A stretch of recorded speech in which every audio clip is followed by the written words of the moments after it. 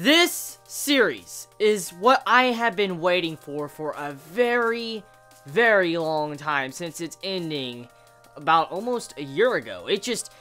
Knights of Sidonia was a series I truly enjoyed a lot last year in 2014, and I've been waiting ever since for the Season 2 to come out. Even though it was announced at the end of Season 1, I've been waiting forever, it feels like, for this Season 2 to come out, and I'm glad to see Season 2 here. The sad thing is that there is no official translations, which, that fucking sucks. I mean, I'm happy there is a translation group that, you know, picked up Knights of Sidonia and is translating it. It sucks, however, that Netflix decided to pick up Knights of Sidonia, and so there's not going to be any, you know, translations from Crunchyroll or Funimation, so you pretty much got to find your own fan subs, which fucking sucks. It really does. Netflix, why do you do this shit? Like, you pick up Taizai, and now you pick up Knights of Sidonia. Why do you do this? I mean, if you're not going to, you know, air the episodes, like, when they come out and translate, they need to do that type of shit. It would make them a lot of money. It really would, seriously.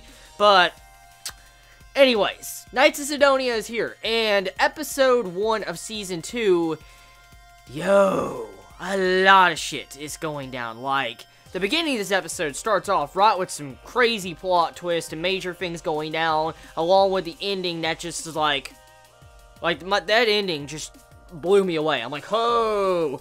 So, pretty much, if you're not familiar, if you're probably a new Chibi, like if you didn't see me review Knights of Sidonia, you're probably asking, okay, what is this about? This is Season 2 of Knights of Sidonia, and this is a full CGI series. Now, a bunch of people I know when I used to review the series in Season 1, some compared this as if it was Space Attack on Titan, but from what I was told by the watchers and manga readers of Knights of Sidonia, was that this came before Attack on Titan's manga, so this technically isn't a ripoff of Attack on Titan, so that's a good thing, so we can't really compare this to Attack on Titan.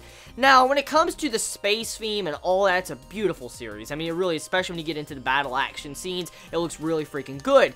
Now, one thing I will say, the animation CGI was quite jarring. I mean, after getting so used to the standard animation for these past couple months, it was just jarring coming back to Knights of Sidonia and seeing the full CGI in this episode. But Knights of Sidonia's strong points really isn't the CGI in the slice of life moments. Knights of Sidonia's strong points are in the action scenes when it comes to the CGI. Like, the CGI when it comes to the action, oh shit, it looks fucking good. It looks really good. Like, the last season, you know what I'm talking about. If you watched last season, you saw those fights, yeah, it's pretty obvious. I mean, look, episode 4, episode 2, I mean, just, yeah, those episodes alone just speak for itself when it came to those action scenes. So, yeah, I'm looking forward to seeing it, because the ending sequence of this episode looked pretty kick-ass, especially with that fight when you see the Ghana get shot down by Kunato, I think that's his name.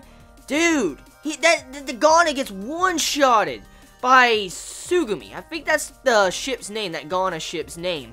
That's kind of, what the fuck? Like, what the fuck? Like, whoa. So, Ochiai, I think that's the scientist dude from the first season that was kind of mentioned. Ochiai is back. He was like a mini little ninja Ochiai at the beginning of this episode. He cut off the girl's finger, you see her finger fall off, and I'm like, what the fuck? Like, what? And you see her finger fall off and all that. I mean, you see, like, these looking test tube creatures and that look like Ghana enter inside Kunato's body and his assistant, and they get taken over. They're pretty much taken over by Ochiai and whatever else that is.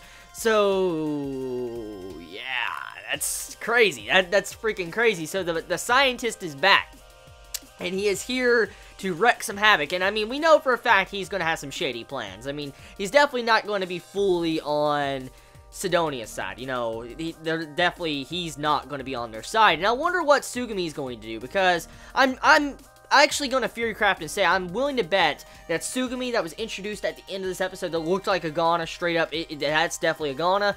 I'm willing to bet that that is Hoshijiro that was taken away. Maybe he turned Hoshijiro into that form, and now he is using Hoshijiro as his new battleship, Sugumi. And I wonder if Sugumi is just been reprogrammed, or is there something else going on here? Because, I mean, he managed to control this Ghana ship, and it's like, yes, master, and I'm like, yes, master, like, what the fuck, a Ghana listening to Yo. Oh yeah, and also, with those experimental test tube subjects, it goes once again to confirm that my theories from the first season that maybe the Ghana were man-made by scientists or a genetic experiment seems to be more plausible if you look at how those little subject test tube things were made. I mean, and Ochiai came back through them.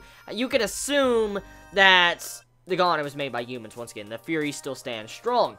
Now, it's a very good, solid start to the first episode of Season 2. I mean, it's a very solid episode. I mean, there wasn't much action, which is fine. I mean, the slice of life scenes are really good. They're very important to the series, and it develops the characters, so I have no issues with that at all. Just the episode was very slow for first episode, but a lot of plot twists, like the ending in the first part of the episode, like, damn. It just starts off right at the gate, firing shots, these cannonballs and shit, and I'm like, I wasn't expecting. I was not expecting all that crap to go down, especially with the, the reveal at the end, shooting down that Ghana like it's nothing.